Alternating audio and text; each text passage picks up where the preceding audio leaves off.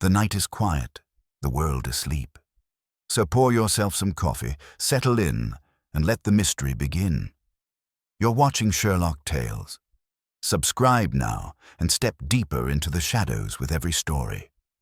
The November fog of 1891 had settled upon London with the persistence of an unwelcome guest, transforming the familiar thoroughfares into a maze of amber-lit shadows and muffled sounds.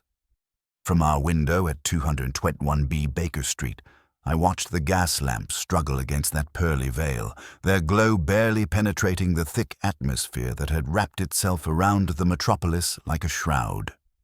It was on such an evening, when the very air seemed to conspire toward mystery, that Inspector Lestrade arrived at our door with news that would draw us into one of the most perplexing cases of our long association. Holmes had been occupied with his violin, drawing forth those melancholy notes that invariably preceded either profound boredom or intense mental activity.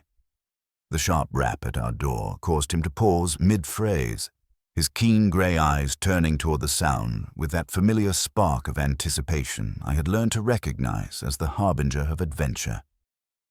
Lestrade, Holmes observed, setting aside his instrument with deliberate care, and in considerable agitation, judging by the urgency of his knock and the irregular rhythm of his ascent up our stairs. Indeed, when Mrs. Hudson ushered the inspector into our sitting room, his usually composed demeanor had been replaced by an expression of profound bewilderment. His coat bore traces of the evening's damp, and his typically methodical manner seemed frayed at the edges. "Holmes, Watson," he began without preamble, settling heavily into the chair opposite my friend, "I've encountered something that defies all conventional explanation. A murder most peculiar, one that has left the entire force scratching their heads like schoolboys faced with an impossible examination." Holmes leaned forward, steepling his fingers beneath his chin in that characteristic pose that indicated his complete attention. "Pray continue, Inspector. The particular way you've arranged your collar," hastily I observe, "suggests you departed the yard in considerable urgency." Lestrade's eyes widened slightly, as they invariably did when confronted with Holmes's seemingly supernatural powers of observation. "How you manage these deductions never ceases to amaze me, but that's neither here nor there. Holmes, we've had the murder of Mr. Bartholomew Quince, one of London's most celebrated cartographers, found dead in his study this morning under circumstances that would challenge the imagination of the most creative novelist. The name was familiar to me from recent articles in the Illustrated London News. Bartholomew Quince, known throughout academic circles as the Crimson Cartographer, for his distinctive use of red ink to mark disputed boundaries, had earned considerable renown for his meticulous work on behalf of the Royal Geographical Society and various noble houses engaged in delicate territorial matters. "The details, if you please," Holmes requested, his tone betraying nothing of whether this pleased him or not. Lestrade consulted his leather-backed notebook with characteristic precision. "At 7:10 this morning, the housekeeper, Mrs. Pegg, arrived to find Quince's study door locked with no response to her knocking. She fetched his assistant, Miss Ada Selby, who possessed a spare key. Upon entering, they discovered Quince lying across his drafting table, a steel divider, the type used by mapmakers, driven into his left breast. The weapon lay upon the floor, one leg stained with blood." "The physician's assessment?" I inquired, my medical training asserting itself.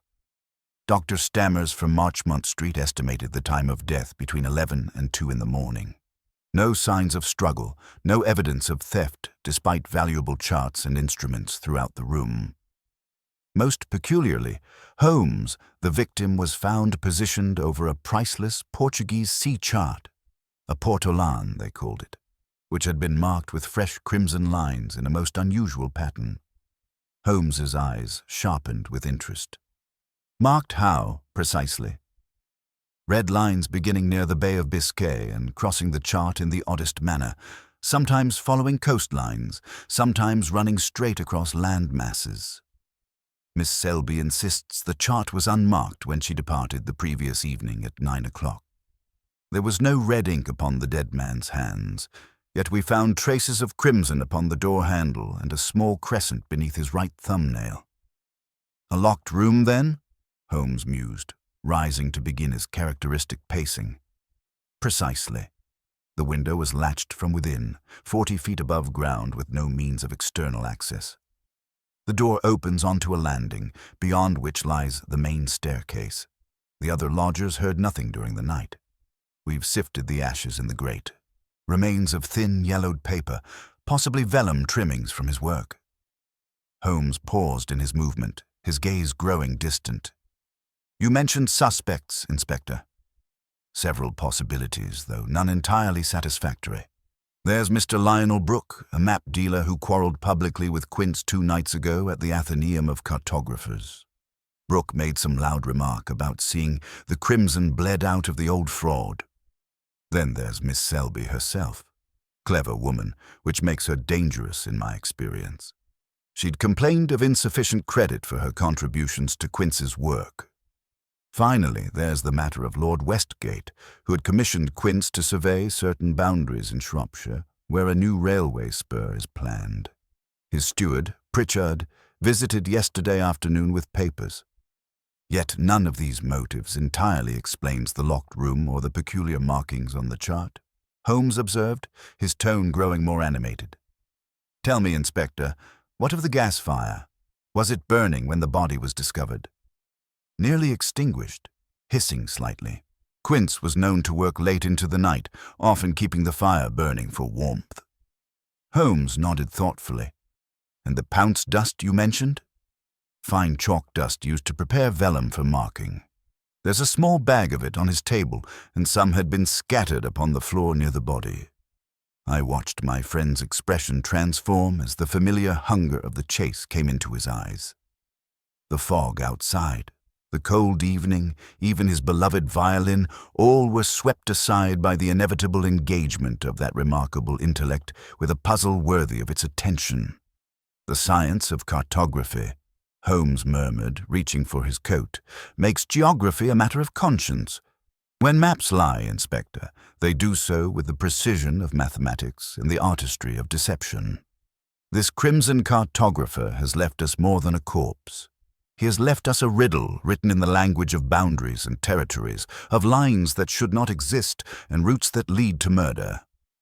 As we prepared to venture into the fog-shrouded streets toward the scene of this impossible crime, I felt that familiar mixture of anticipation and trepidation that accompanied our most challenging cases. The locked room, the mysterious crimson markings, the valuable chart that had been defaced rather than stolen, all combined to create an atmosphere of intrigue that seemed to pulse with hidden significance. "Come, Watson," Holmes called, already at the door. "Let us see what secrets Mr. Quince's final map can reveal. I suspect we shall find that in the realm of cartography, as in murder, the most important boundaries are often those that remain invisible to the untrained eye." The hansom cab that carried us through the mist-shrouded streets moved like a phantom through the London night, bearing us toward a mystery that would test even Holmes's remarkable powers of deduction. Little did I know, as we approached the narrow building in Bloomsbury, where death had visited the crimson cartographer, that we were embarking upon a case that would lead us through passages far more treacherous than any territory ever charted by human hand. The narrow Georgian building in Montague Street emerged from the fog like a ship materializing from harbour mist, its modest facade belying the scholarly pursuits that had made this corner of Bloomsbury a haven for London's intellectual community. As our hansom drew to a halt, Holmes immediately began his systematic observation of our surroundings, his keen eyes noting details that would have escaped my own notice entirely. "Observe, Watson," he murmured, gesturing toward the building's upper floors. "The irregular spacing of the gas fittings suggests conversion from a single dwelling to lodgings within the past decade, yet the quality of the stonework and the careful maintenance of the entrance indicate tenants of considerable means and refinement." Inspector Lestrade awaited us at the entrance, his expression bearing that peculiar mixture of hope and resignation I had learned to associate with his more challenging cases. "The body has been removed to the morgue," he informed us as we climbed the narrow staircase. "But I've preserved the scene exactly as we found it. Thought you'd want to examine everything before we proceeded further." The ascent carried us past doors bearing nameplates of various scholarly gentlemen, a lecturer in ancient languages, a fellow of the Royal Astronomical Society, and other residents whose pursuits aligned with the neighborhood's reputation for learned discourse. Holmes paused at each landing, his sharp gaze cataloguing details with mechanical precision. "Quince occupied the entire third floor," Lestrade continued as we reached the uppermost landing. "Study, bedroom, and a small kitchen. Miss Selby worked in the study during daylight hours, assisting with his correspondence and cataloguing his extensive collection." Holmes knelt beside the study door, producing his magnifying glass to examine the threshold with characteristic intensity. "Fresh scuff marks on the wooden frame," he observed, "inconsistent with the normal pattern of wear. Someone unfamiliar with the usual traffic entered this room recently." He turned his attention to the brass lock mechanism, sniffing delicately near the keyhole before straightening with a satisfied expression.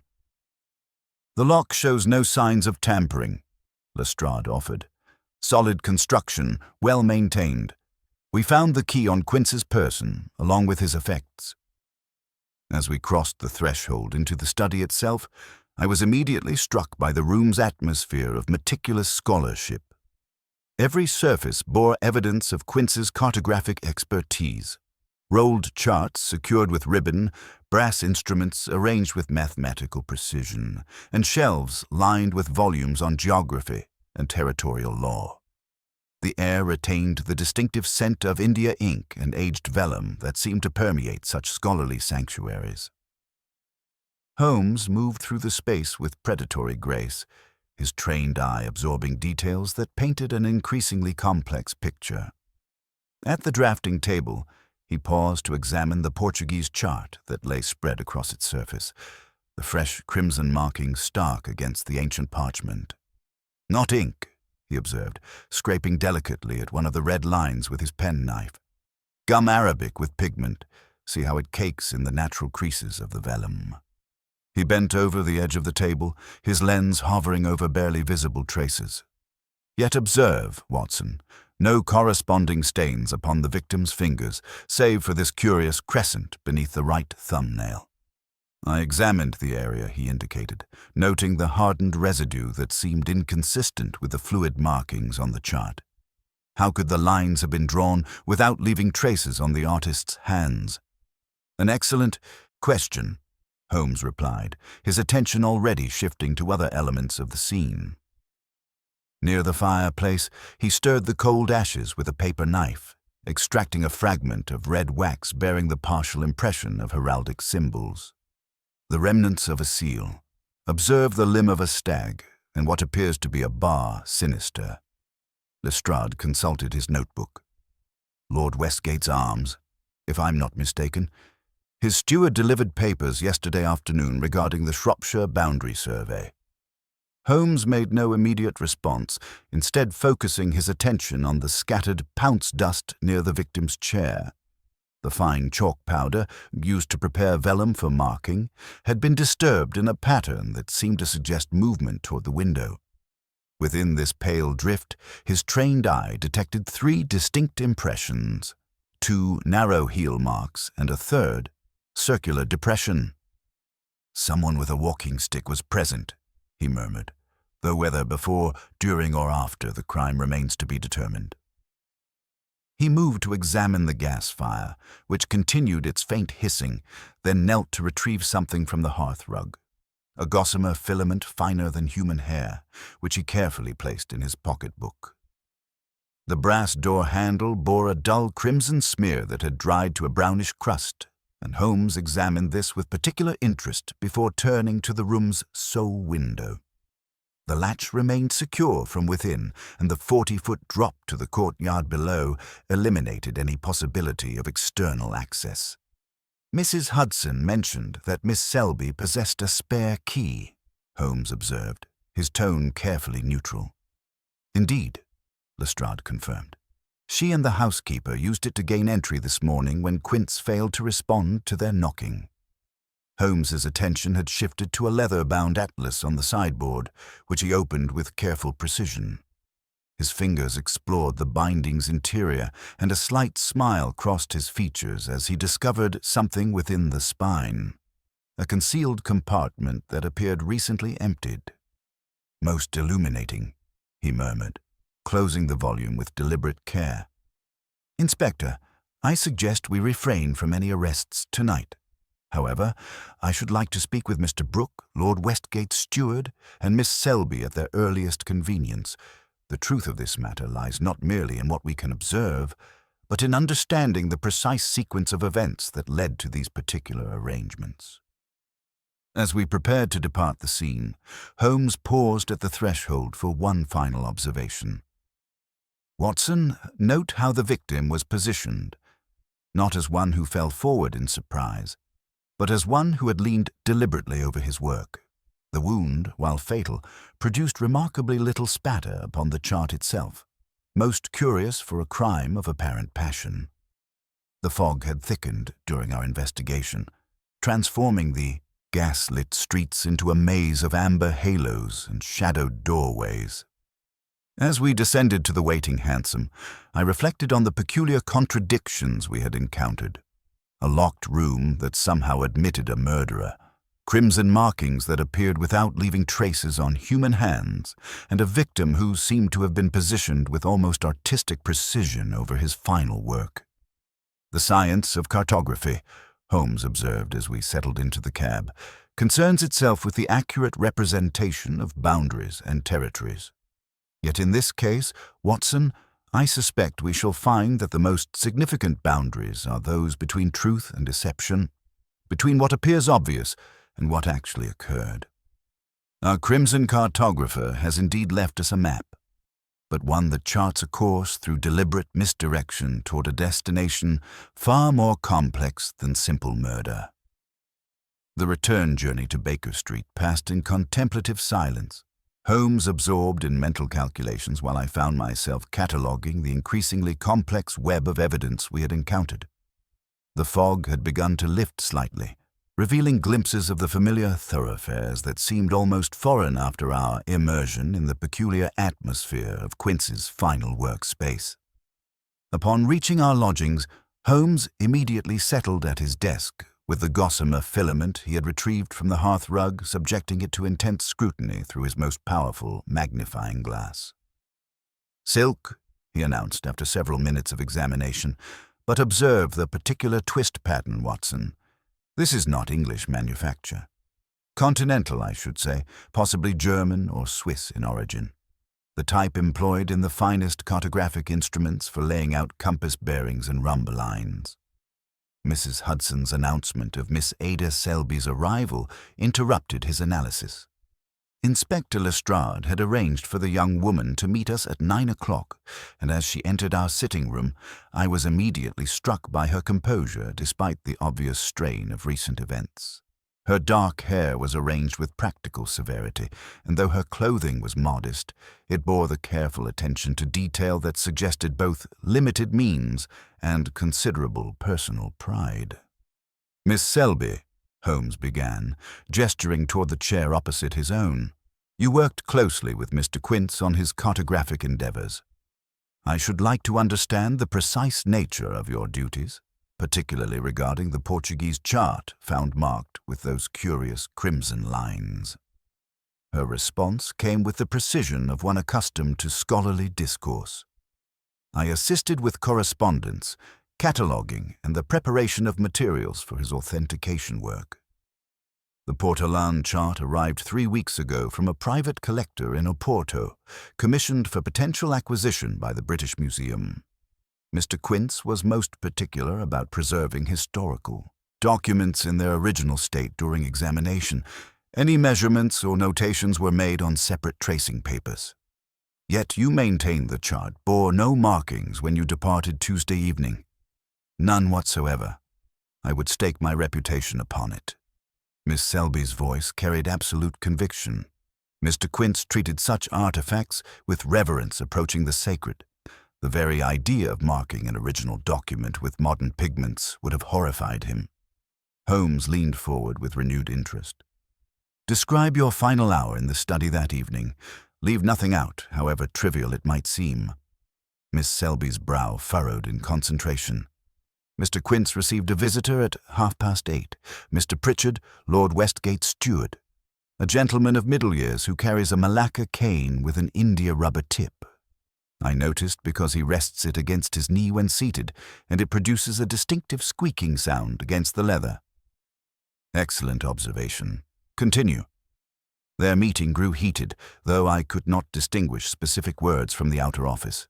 Mr. Pritchard had brought correspondence from his lordship, a letter bearing Lord Westgate's seal, which Mr. Quince broke immediately upon receiving it. After reading the contents, his demeanour changed markedly. He became agitated, muttering something about boundaries that shift with political convenience and maps mistaken for weapons. Holmes's eyes sharpened. The letter itself. What became of it? Mr. Quince threw it into the fire after Mr. Pritchard's departure. I saw the red wax seal melting in the flames, a stag current beneath a bar sinister. When I expressed concern about destroying correspondence, he replied that some communications were better reduced to ash than preserved for posterity.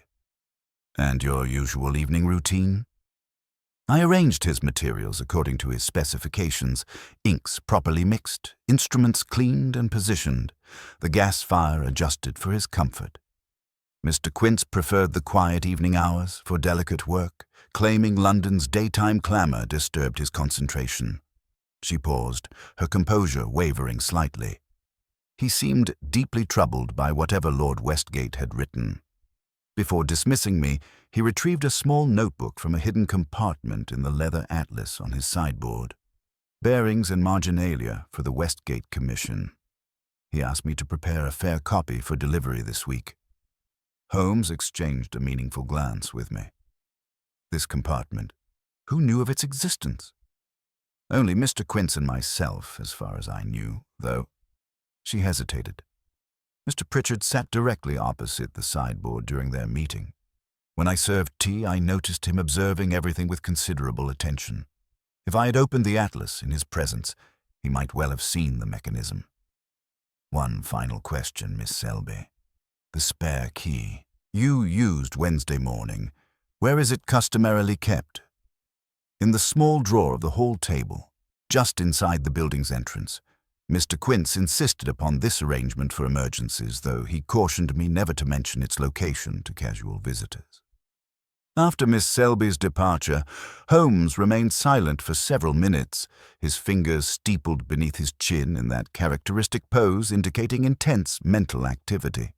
Finally, he rose and moved to examine the silk filament once more, this time comparing it with samples from his extensive collection of fibers and threads. "Watson," he said at length, "we begin to see the outline of our map. Consider the evidence.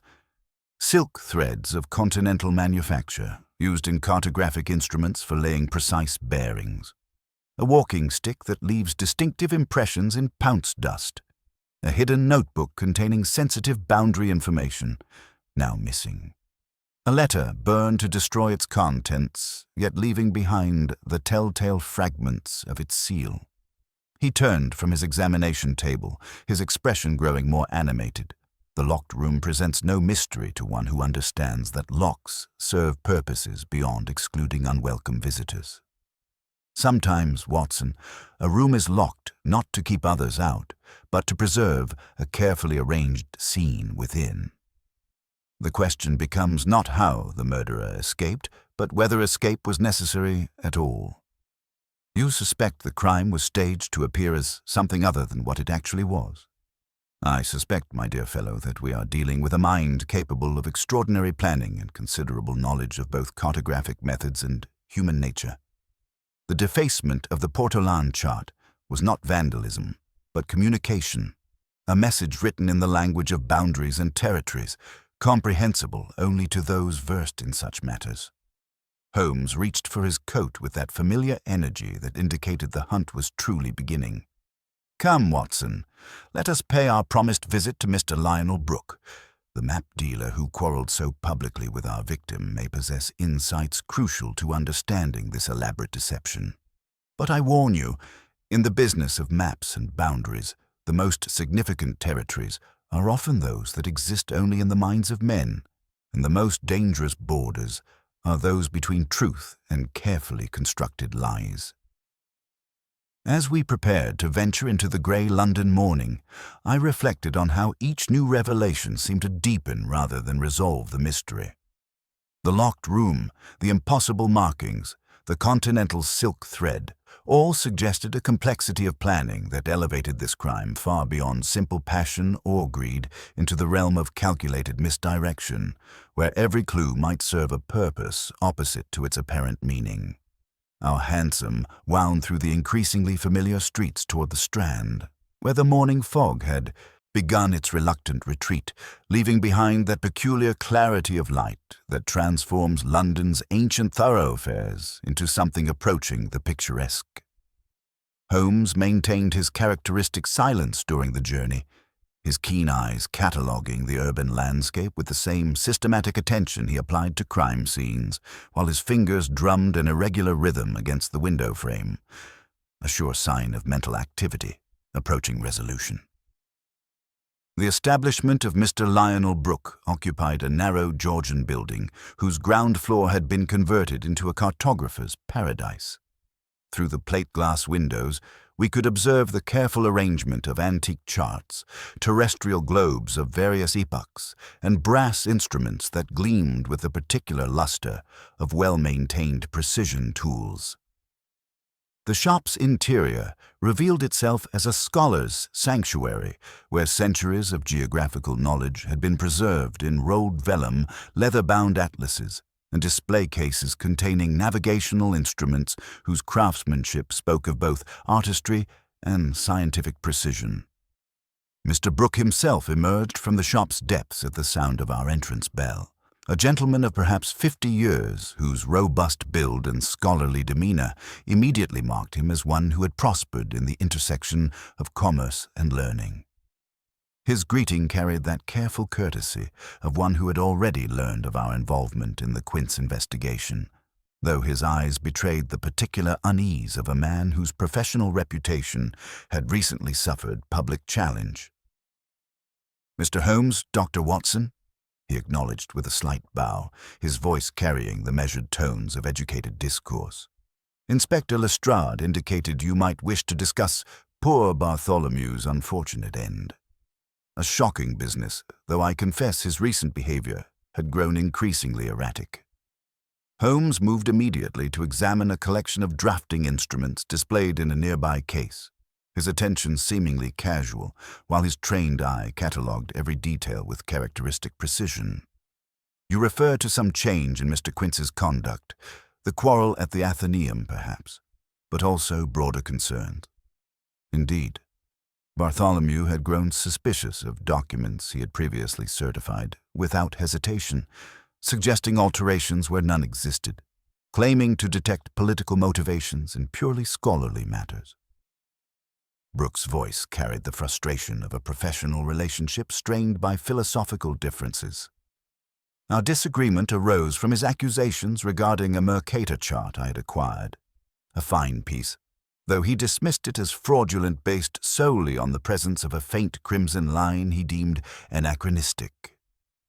Holmes had moved to examine a collection of silk threads displayed alongside various drafting instruments, his movements betraying heightened interest as he produced his magnifying glass for closer inspection.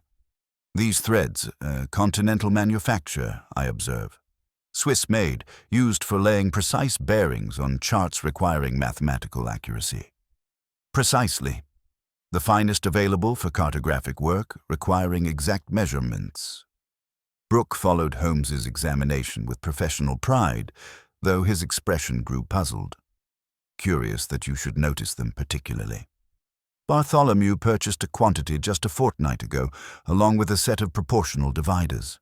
Most unusual, as he typically favored English materials for his work." Holmes's attention sharpened considerably. "A fortnight ago? Can you be more specific about the nature of his purchase? He paid in cash rather than establishing his usual account, requested discreet packaging, and declined to specify the project requiring such precision tools. When I inquired about the commission, he became evasive, muttering something about boundaries that shift with political convenience and maps that serve purposes beyond navigation. Brooks' recollection carried the weight of professional concern, most unlike his usual forthright manner of conducting business. And the tracing materials? Overlay vellum, the finest quality, thin as breath itself. I sent additional sheets to his lodgings Tuesday afternoon by messenger boy, along with a selection of pigments he had specifically requested. Brooke paused, his scholarly integrity apparently warring with discretion. He seemed particularly concerned about preserving the integrity of original documents while conducting his examinations. Holmes straightened from his investigation, his expression betraying satisfaction with some private conclusion. "Mr. Brooke, you mentioned Mr. Quince's growing suspicions regarding document authenticity. Did he specify particular concerns about territorial boundary surveys?" He claimed to have discovered evidence of systematic modification in historical documents. Not crude forgery, but subtle alterations that would escape casual notice while significantly affecting modern territorial claims. Brooks' response came with careful deliberation. When I pressed for specifics, he became agitated, suggesting powerful interests were involved in disputes over railway routes and land valuations. The Westgate Commission? Among others, the new railway spur requires precise demarcation of property lines, and substantial sums depend upon accurate boundary determination. Bartholomew had grown increasingly troubled by what he termed cartographic manipulation for commercial advantage. Brooks' voice carried the weight of professional concern.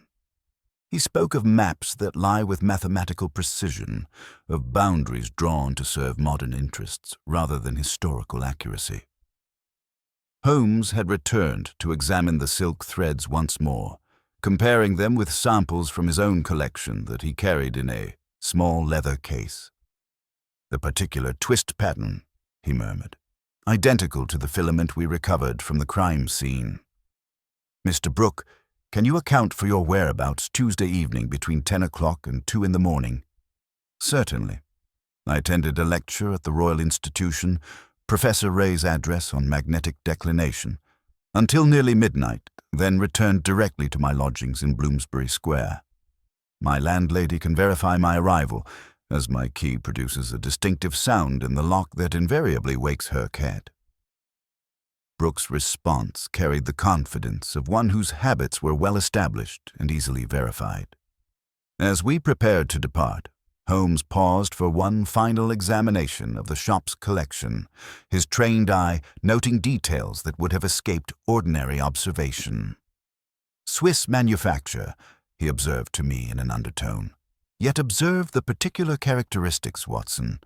Not merely similar to our crime scene evidence, but identical in every measurable aspect." The implications of this discovery settled over me as we emerged onto the bustling Strand. The continental silk thread, Quince's secretive recent purchases, the accusations of document forgery, the territorial boundary disputes, all suggested a web of professional and political intrigue far more complex than simple personal animosity or scholarly disagreement.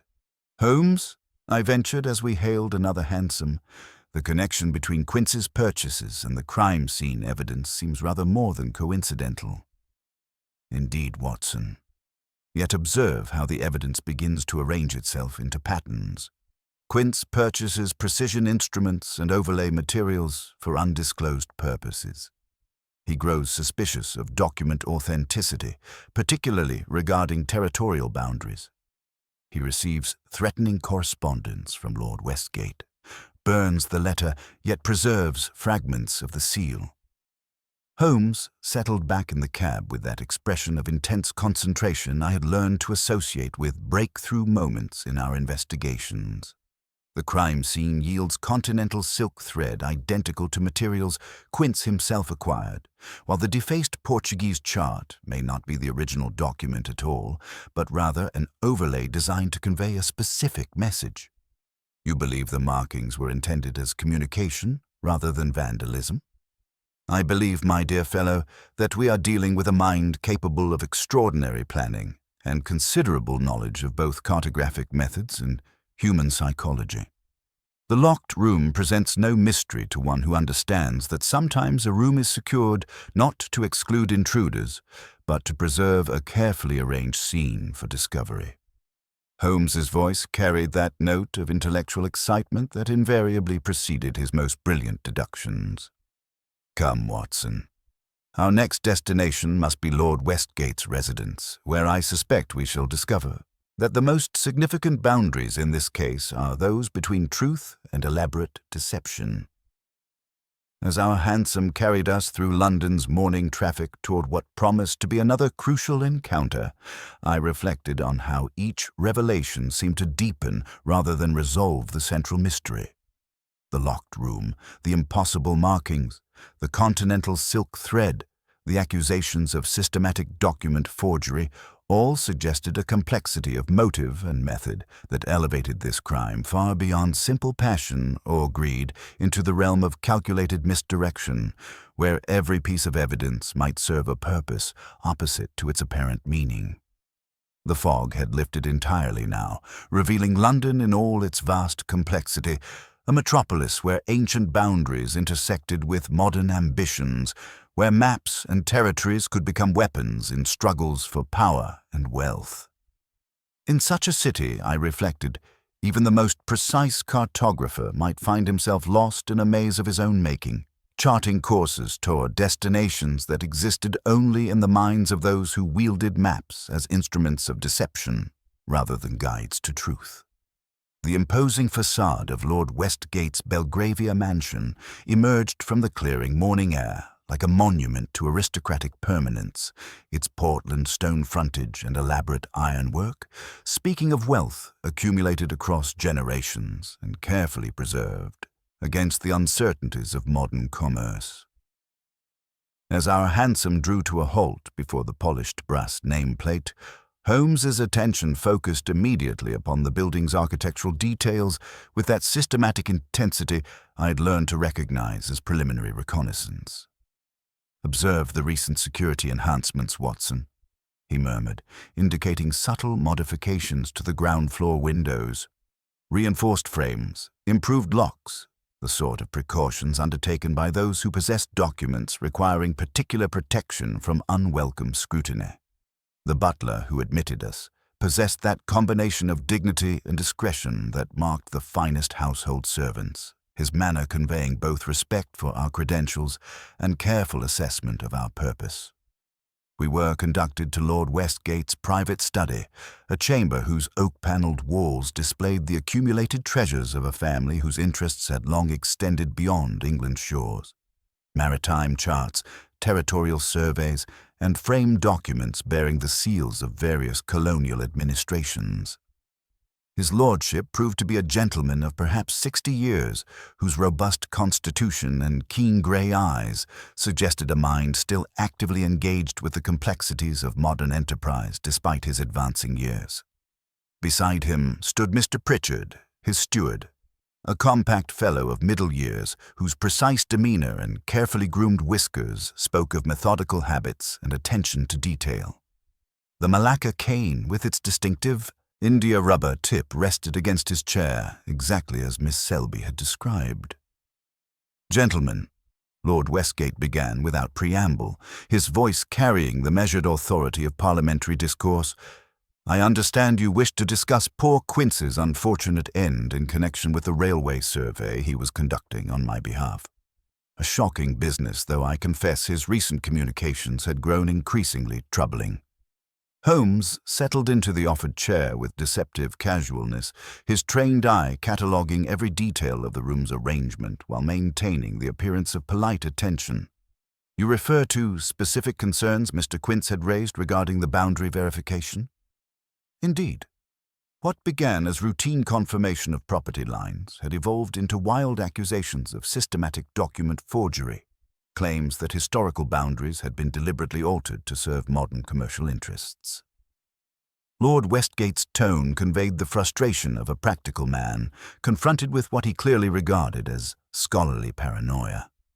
When I sent Pritchard with my final communications Tuesday evening, it was to terminate our professional relationship and demand return of all materials related to the commission. Holmes had risen to examine Pritchard's walking stick with that courteous boldness which so often disarmed resistance. "A practical ferule," he observed, taking the cane lightly in his fingers. "Does it not sometimes produce a distinctive sound upon certain surfaces?" Pritchard coloured slightly. "In damp weather, sir, or upon leather, it can squeak rather noticeably." Holmes turned the rubber tip as if admiring its construction, and I observed a faint bloom of pale dust transfer to his glove, along with reddish particles that caught the morning light before he flicked them away with apparent indifference. "You visited Mr. Quince on Tuesday evening, I believe?" "At 8:30, by appointment," Pritchard replied, his voice carefully controlled. "My lord required assurance that the survey would proceed with proper discretion. Mr. Quince proved difficult to reason with." "Difficult in what specific regard?" Holmes asked, his gaze wandering to examine a framed estate plan upon the far wall where penciled lines suggested a proposed railway route cutting through holdings marked with the Westgate arms. He had grown obstinate about established precedents, Lord Westgate interposed, impatience thinning his voice, questioning boundaries that have stood unchallenged for generations, as though a man might wake to find his forefathers' property lines shifted by parliamentary whim. I instructed Pritchard to press for clarity and expedition. Holmes's tone remained conversational. "Your instructions were committed to writing, I presume?" Pritchard inclined his head. "I carried a letter from his lordship. Mr. Quince read it, became intemperate in his response, and, rather childishly, threw it into the fire before I could retrieve it." "You maintain correspondence records?" Holmes inquired with the same lightness. "A steward's habits are admirable for their systematic nature." "I do keep a letter book," Pritchard acknowledged after the briefest hesitation. "Might we examine your entry regarding that particular message?" Lord Westgate made an impatient gesture. "Show him, Pritchard, if it will dismiss these unnecessary suspicions." The steward produced a neat folio from a side cabinet, its pages filled with precise copperplate handwriting. Holmes glanced over the relevant entry with apparent casualness. The phrasing was courteous, yet emphatic, urging expedition and requesting acknowledgement. His attention, however, lingered upon the facing blotter sheet, where under a slant of morning light, faint mirror impressions of additional text showed through the paper. Different words, heavier pressure, phrases that seemed to carry more threatening implications than the official correspondence suggested. "You departed Mr. Quince's lodgings at what hour?" Holmes continued, closing the book before I could discern the nature of those shadowy impressions. 9:00 precisely, Pritchard answered. He dismissed me rather curtly. I walked directly to the omnibus stop. Holmes had moved to examine the framed estate plan more closely, his magnifying glass appearing as if by conjuration. "Curious," he murmured. "Boundary annotations in an 18th century hand, upon paper bearing an 1879 watermark. One encounters interesting marriages of historical and contemporary elements in territorial documents." Lord Westgate's colour rose slightly. The draftsman traced faithfully from earlier surveys, naturally. Such methods ensure continuity with established precedents. "Naturally," Holmes agreed with a bland smile. "Though I observe the red markings employ pigments characteristic of modern manufacture rather than period-appropriate materials." He straightened, his expression growing more focused. "Mr. Pritchard, when you departed Tuesday evening, did you by chance notice the small drawer in the hall table just inside the building's entrance?" Pritchard's composure wavered almost imperceptibly, a subtle tightening around his eyes betraying sudden tension. "I Cannot say I paid particular attention to the furnishings, Mr. Holmes. My focus was upon completing my departure. Of course, Holmes replied smoothly. Though Miss Selby mentioned that location serves a particular purpose, the storage of a spare key to Mr. Quince's chambers, known only to herself and her employer. Curious how such arrangements can become common knowledge through careful observation. The silence that followed carried weight beyond mere conversational pause. Pritchard's knuckles had whitened where they gripped his walking stick, while Lord Westgate's expression suggested dawning comprehension of implications he had not previously considered. "Your ferrule bears traces of pounce dust," Holmes observed in the same casual tone, the chalk powder used exclusively in cartographic work for preparing vellum surfaces. "One encounters such residue nowhere else in London, save in the workshops of professional map-makers." "I set my stick near Mr. Quince's drafting table while taking tea," Pritchard replied, though his voice had grown strained. "Such dust clings persistently to rubber surfaces." "As dust invariably will," Holmes agreed amiably, "though I confess curiosity about the railway project itself. The proposed route follows established rights-of-way, I understand?" "Where practical, yes," Lord Westgate answered, his earlier confidence somewhat diminished. "Historical precedent provides both legal foundation and engineering advantages. The survey was merely to verify that existing boundaries remained accurately documented. Yet Mr. Quince discovered discrepancies that troubled his professional conscience." "Alleged discrepancies," his lordship corrected firmly. "Academic scruples carried to impractical extremes. The Railway Consortium cannot accommodate delays based upon scholarly quibbles over century-old boundary markers." Holmes allowed these explanations to pass without immediate challenge, instead directing a few additional questions about dates and documentation before thanking our hosts with polished courtesy. Only when we had reached the pavement did his manner shift, the mask of social pleasantry giving way to that keen intensity I recognized as the prelude to significant revelation. "Well, Watson, your impressions of our aristocratic host and his methodical steward?" "Pritchard knows considerably more than he admits," I replied. "The cane, the dust, his reaction to questions about the spare key, all suggest involvement beyond a simple business visit." "Indeed. Yet observe how misdirection presents itself in layers, my dear fellow. Pritchard's nervousness serves to focus suspicion upon his person, while the true complexity lies in the intersection of historical documents and modern commercial interests." Holmes's pace quickened with characteristic energy. "Note particularly the letter books revealing blotter impressions, evidence of correspondence beyond what was officially acknowledged. In the estate plans, anachronistic elements suggest systematic modification of historical records to support contemporary territorial claims." "You believe the steward returned to Quince's chambers after their official meeting?" "I believe someone with intimate knowledge of the building's security arrangements and access to the spare key returned under cover of darkness. Whether that person wielded Pritchard's distinctive walking stick or possessed independent means of gaining entry remains to be determined." Holmes signaled for a hansom with decisive gesture. "Come, Watson, we must return to Scotland Yard to arrange surveillance of Montague Street. Our investigation has reached the point where careful observation may prove more revealing than direct interrogation." As we settled into the cab, Holmes's expression carried that particular satisfaction I had learned to associate with cases approaching resolution. "The Crimson Cartographer has indeed left us a map, Watson, not merely in the defaced Portuguese chart, but in the careful arrangement of evidence designed to mislead casual observers while revealing truth to those capable of reading between the lines.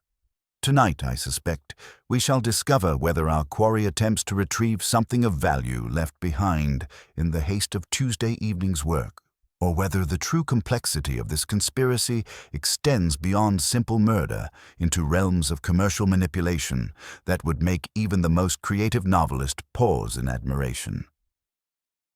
The morning had grown bright and clear, revealing London in sharp detail, a metropolis where ancient property boundaries intersected with modern railway ambitions, where the precise placement of territorial lines could determine the success or failure of vast engineering projects.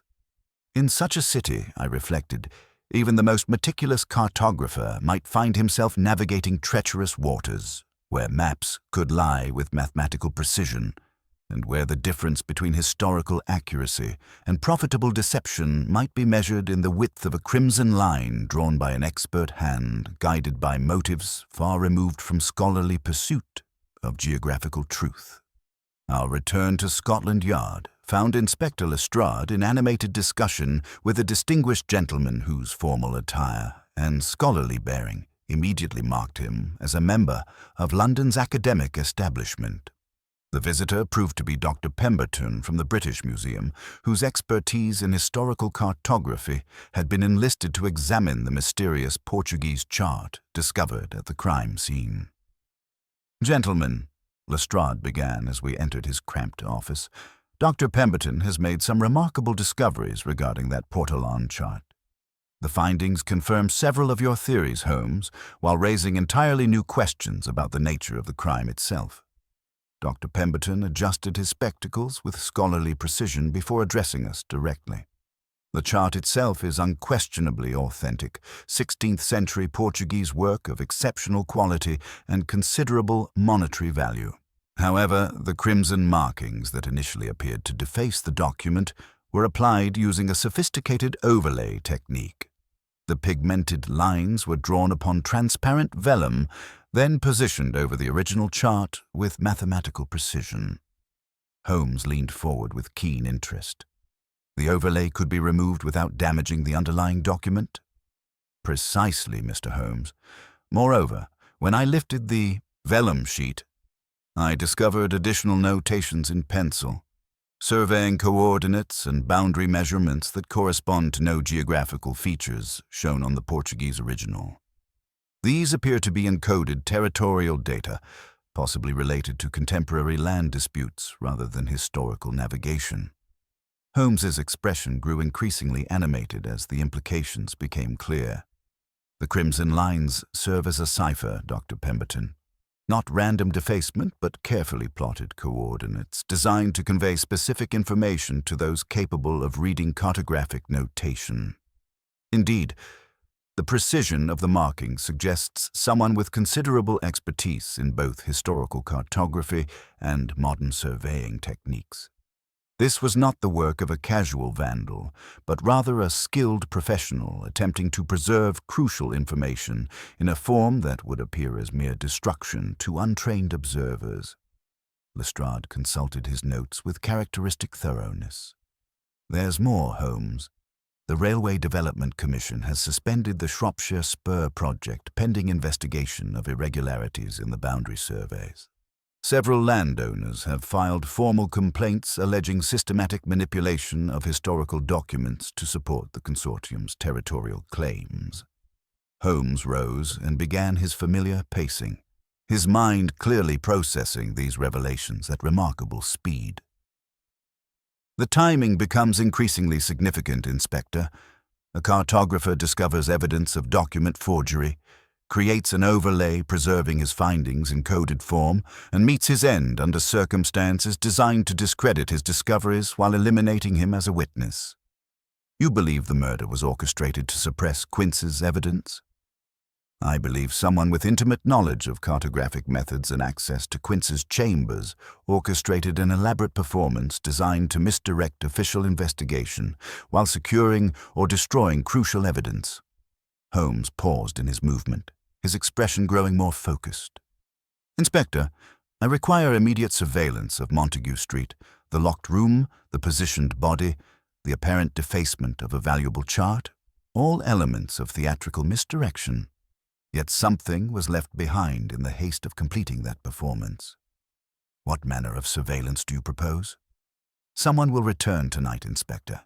The missing notebook from the Atlas compartment, the burned correspondence, the overlay vellum with its encoded measurements, all suggest information of considerable value that may not have been completely secured.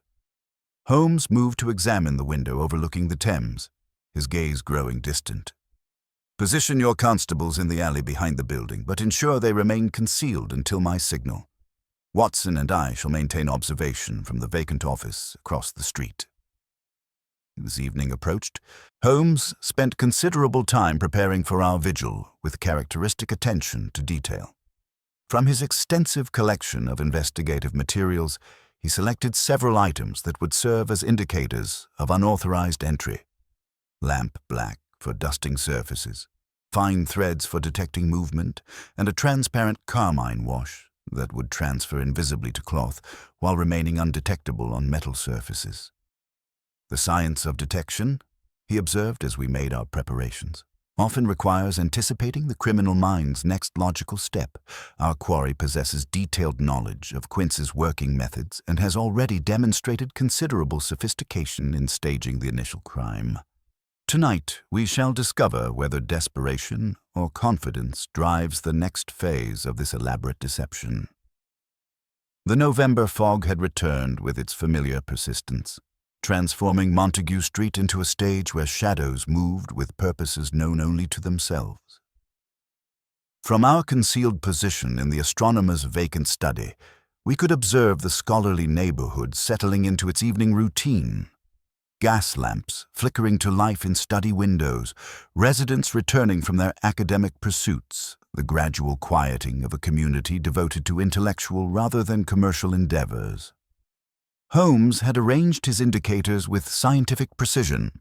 A trace of lamp black in the hall table drawer where the spare key was stored, a gossamer thread stretched across the inside of Quince's door, and the transparent carmine wash applied to the outer brass handle. These would reveal not merely unauthorized entry, but specific details about the intruder's methods and purposes.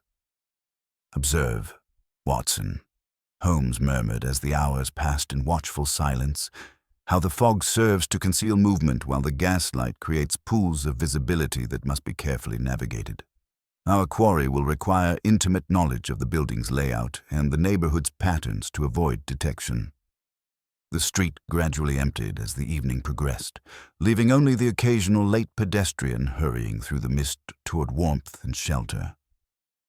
Holmes sat motionless as a carved figure, every faculty concentrated upon the building opposite, while I found myself cataloguing the peculiar atmosphere of scholarly London after dark. The faint glow of study lamps, the distant sound of a violin from an upper floor, the sense of intellectual pursuits continuing despite the concealing darkness. It was approaching midnight when Holmes's hand touched my sleeve with gentle pressure, his trained eye having detected movement invisible to my own observation. A figure had emerged from the fog near the building's entrance, moving with the purposeful discretion of one entirely familiar with the territory being navigated. The approaching form paused at the doorway, producing what appeared to be a key before disappearing into the building's interior with practiced efficiency. "Now we wait," Holmes whispered, his voice barely audible above the fog-muffled sounds of the sleeping neighborhood. "Our indicators will reveal not merely presence, but purpose." Minutes passed with that peculiar elasticity of time characteristic of such vigils. From across the street came the faintest sounds, the soft scrape of furniture being moved, the muted thud of books being handled, the thin hiss of a gas flame being adjusted. Holmes's expression grew increasingly intent as he catalogued each barely audible indication of activity within Quince's former study. Presently, a faint glow appeared at the third-floor window. Not the steady light of gas illumination, but the flickering beam of a hooded lantern being moved systematically through the room. The light paused at various locations we could identify from our earlier investigation. The drafting table, the sideboard with its hidden compartment, the fireplace where correspondence had been burned to ash. "Searching," Holmes observed in the barest whisper, "but for what was left behind, or what was hidden too well to be found during the initial crime." The lantern's beam lingered particularly long near the hearth, suggesting someone probing the great tiles or mortar with considerable care. This was followed by movement toward the atlas on the sideboard, then back to the drafting table where the Portuguese chart had been discovered. The systematic nature of the search suggested intimate familiarity with both the room's contents and the specific items being sought. After what seemed an eternity, the light disappeared, and we heard the faint sound of the door being secured with the same careful precision that had marked the intruder's entry. Holmes remained motionless until footsteps had descended the stairs and the building's outer door had closed with barely audible finality. "Now," Holmes said, rising with swift purpose. We descended to the street level, where his examination of the building's entrance immediately revealed the success of his preparations. The lamp black in the hall table drawer showed clear finger impressions, while the carmine wash had transferred a telltale smear to the intruder's sleeve, leaving a faint but distinctive mark on the doorframe. Inside Quince's study, our indicators told a remarkable story. The gossamer thread had been disturbed. Fine heel impressions showed clearly in the pounce dust Holmes had scattered, and most significantly, his careful probing of the hearth mortar revealed a slender roll of vellum that had been secreted between the fire bricks with considerable skill. "An overlay," Holmes announced with satisfaction, carefully extracting the document. "And unless I am much mistaken, this contains the true evidence Quince died to protect. The encoded territorial measurements that expose systematic boundary manipulation for commercial advantage." Holmes unrolled the vellum with delicate precision, revealing crimson lines and penciled notations that matched Dr. Pemberton's description perfectly. The mathematical precision of the markings spoke of professional cartographic expertise, while the encoded nature of the information suggested knowledge that powerful interests would kill to suppress.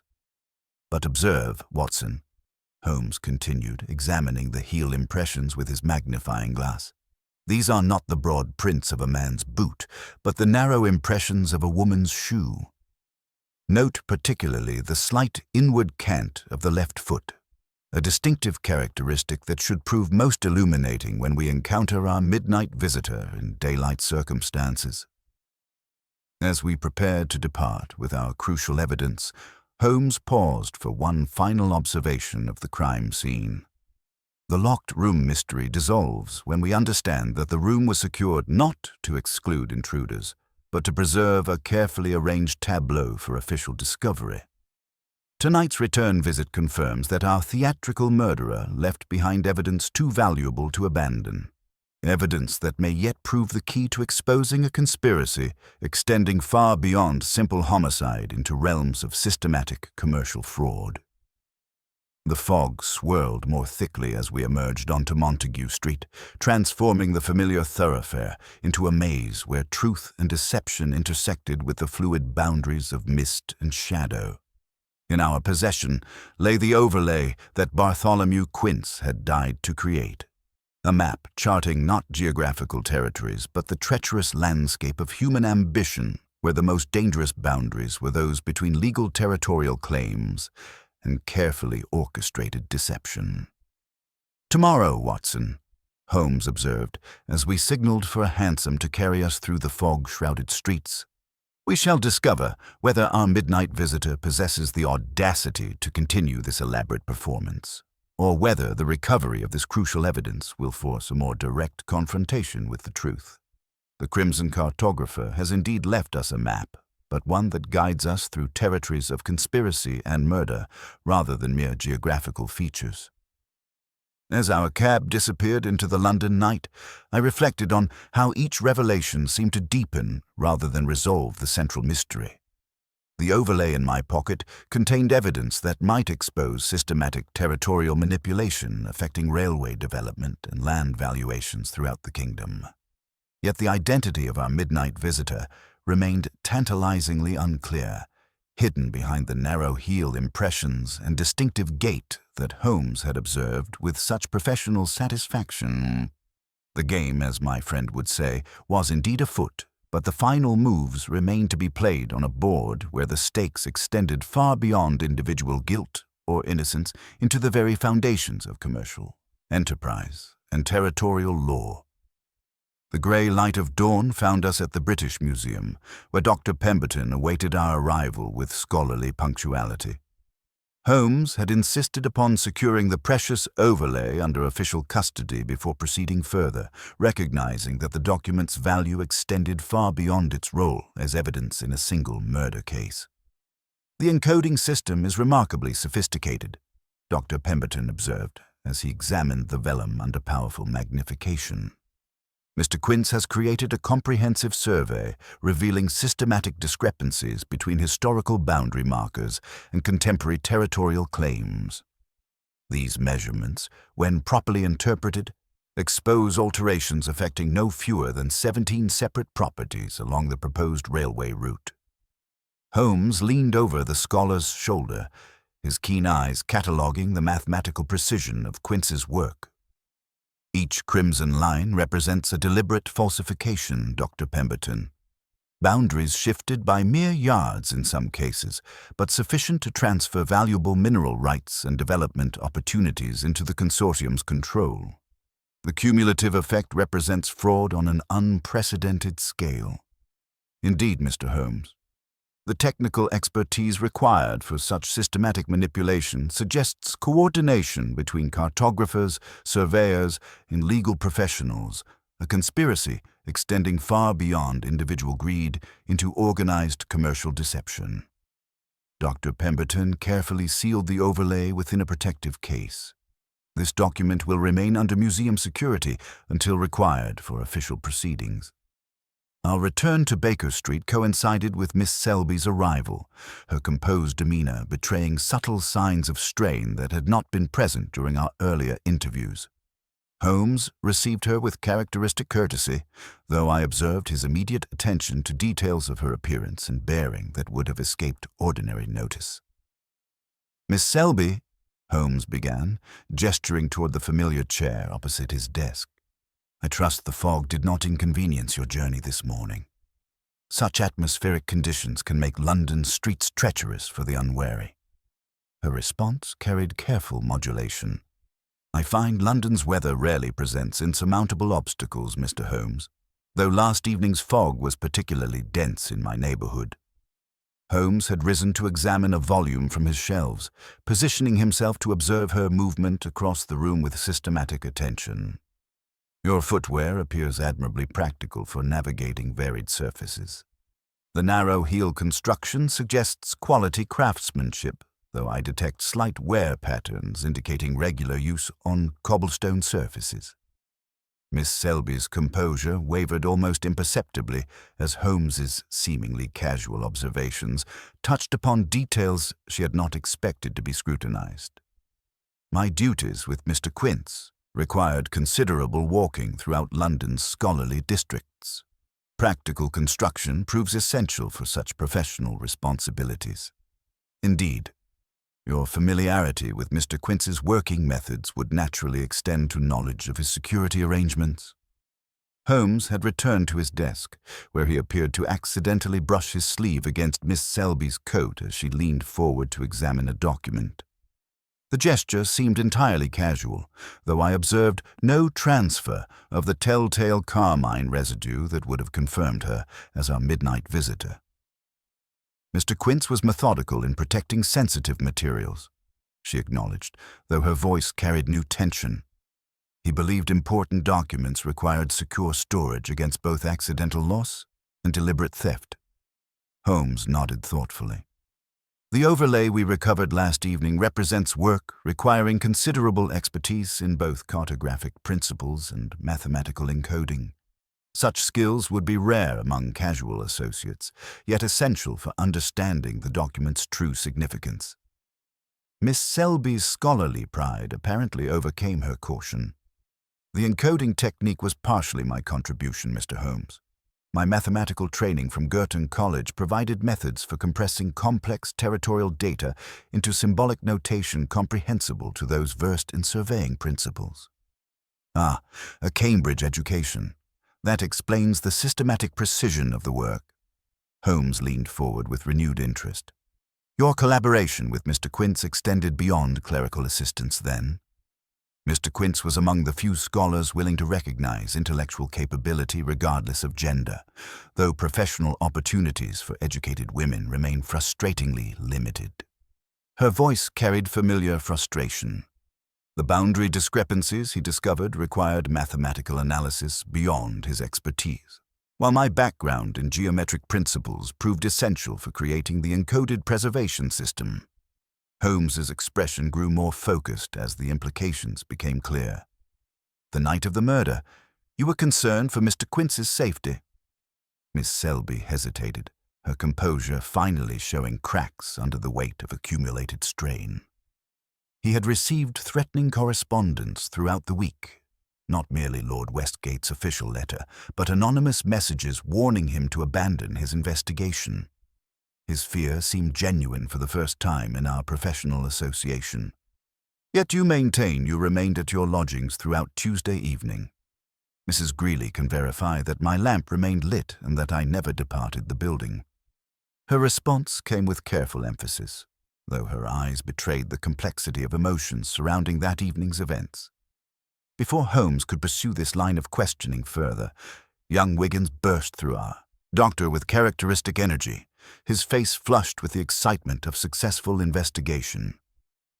"Got the information, Mr. Holmes," the boy announced breathlessly.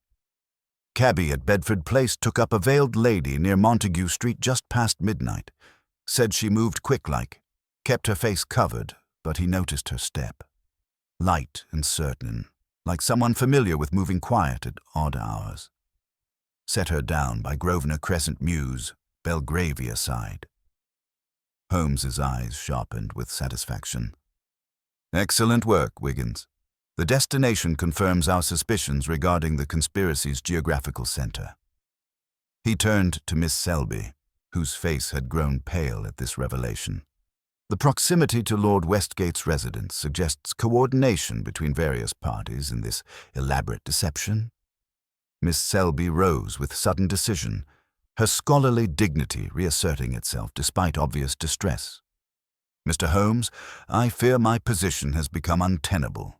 The forces responsible for Mr. Quince's death possess resources sufficient to eliminate additional witnesses who might threaten their commercial interests. You believe yourself in immediate danger.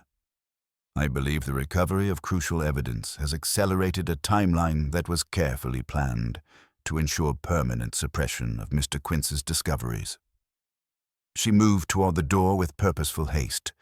"I must take precautions for my own safety while there remains time to do so." Holmes allowed her departure without immediate pursuit, though his expression suggested intense mental calculation as he processed the morning's revelations. After her footsteps had faded on the stairs, he turned to me with characteristic energy. "Watson, our investigation approaches its most dangerous phase. Miss Selby's partial admissions, combined with Wiggins's intelligence regarding the Belgravia connection, confirm that we face a conspiracy extending far beyond simple murder into systematic commercial fraud." He moved to examine the window overlooking Baker Street, his gaze following the direction of Miss Selby's departure. The narrow heel impressions from our crime scene, the mathematical expertise required for the encoding, her intimate knowledge of Quince's security methods, all point toward involvement more complex than mere scholarly collaboration. "You believe she was our midnight visitor?" "I believe someone with her precise knowledge and capabilities retrieved that overlay, though whether she acted from guilt, fear, or continuing loyalty to Quince's memory remains to be determined." Holmes turned from the window with decisive purpose. "Inspector Lestrade must be informed immediately of these developments, while we prepare for what may prove the final confrontation in this elaborate game of cartographic deception." As we prepared to venture once more into London's morning traffic, I reflected on how each revelation seemed to deepen rather than resolve the central mystery. The overlay's recovery had exposed systematic territorial fraud affecting railway development throughout the kingdom, yet the identity of Quince's actual murderer remained tantalizingly unclear. Miss Selby's partial confessions suggested involvement beyond mere witness testimony, while the Belgravia connection pointed toward coordination between scholarly and aristocratic elements in a conspiracy of staggering scope.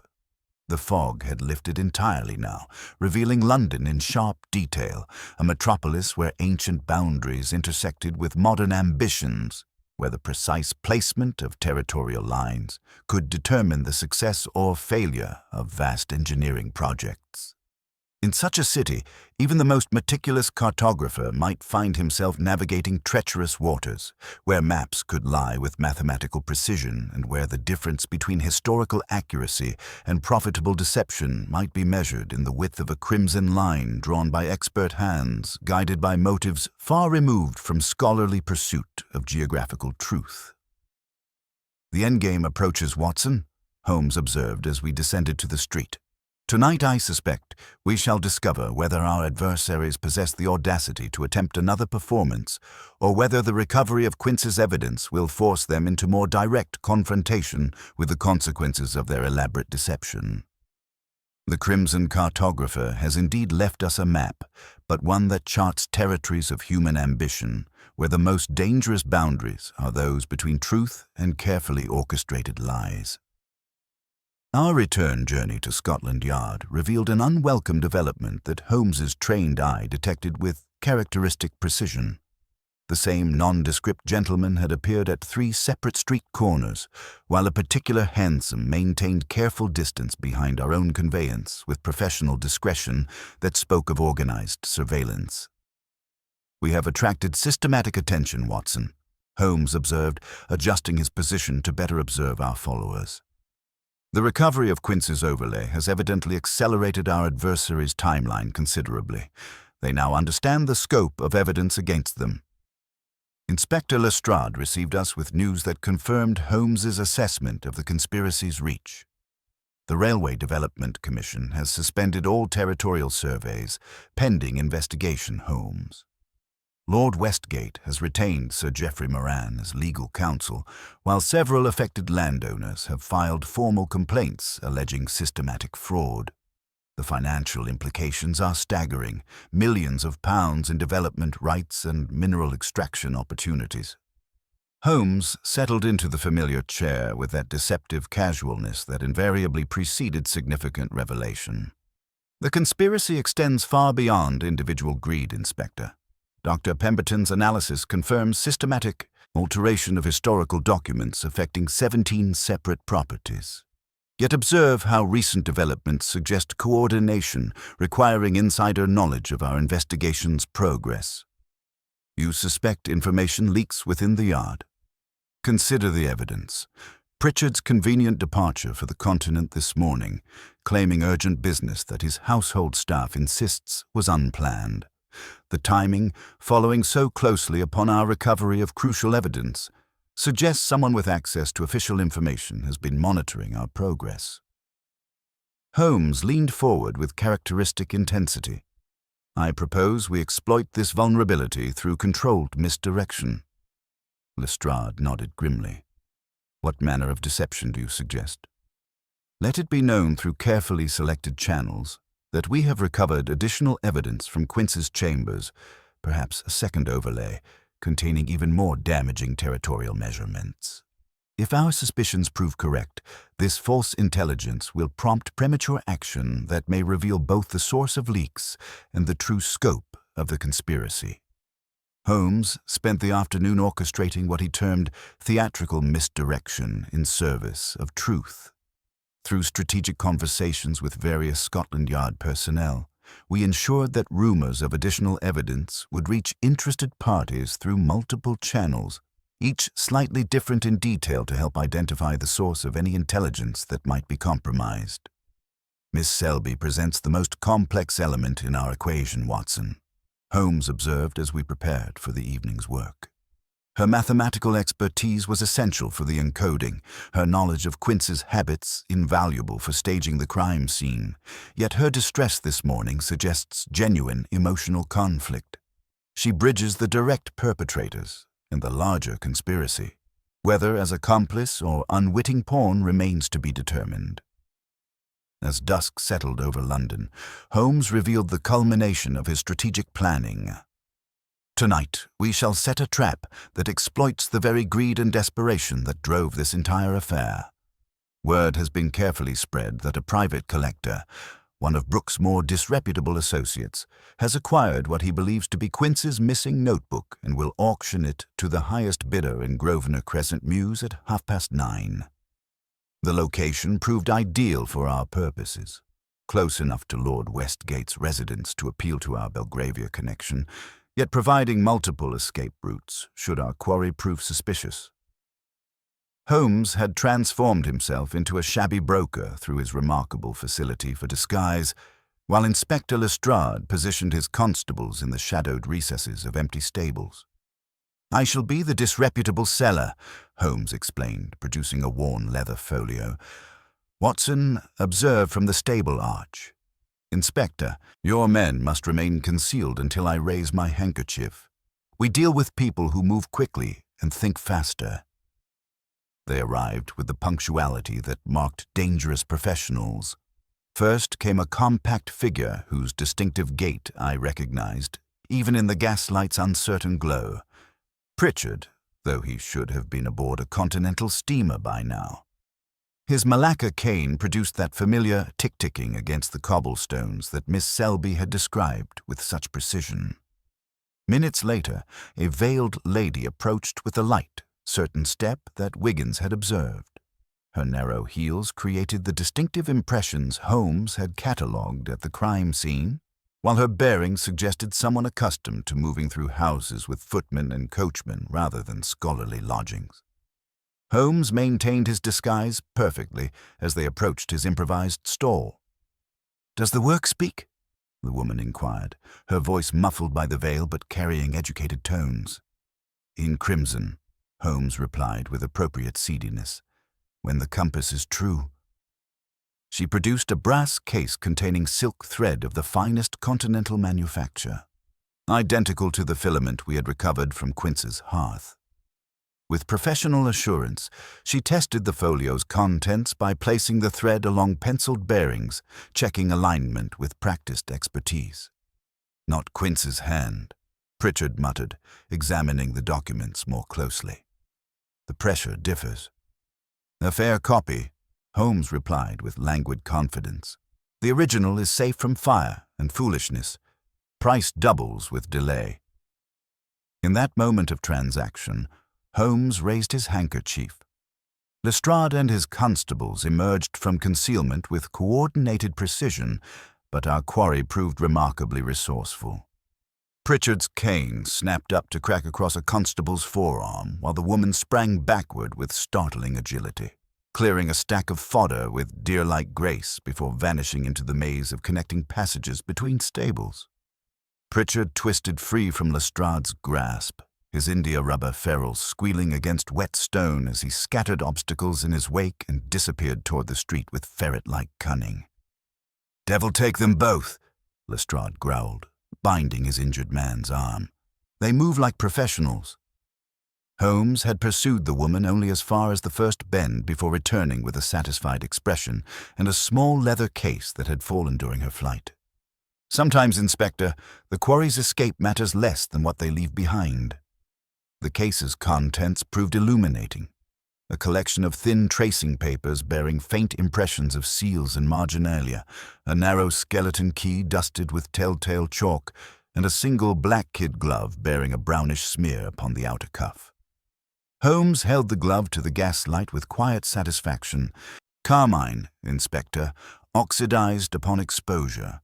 Our midnight visitor marked herself when opening Quince's door. Note the maker's mark. Dumont, Holkin Street, purveyors to certain Belgravia households." The tracing papers carry impressions of the Westgate stag, while the key's chalk residue speaks of locks and drawers it has visited repeatedly. "We can examine Dumont's records tomorrow," Lestrade suggested. "Discreetly," Holmes cautioned.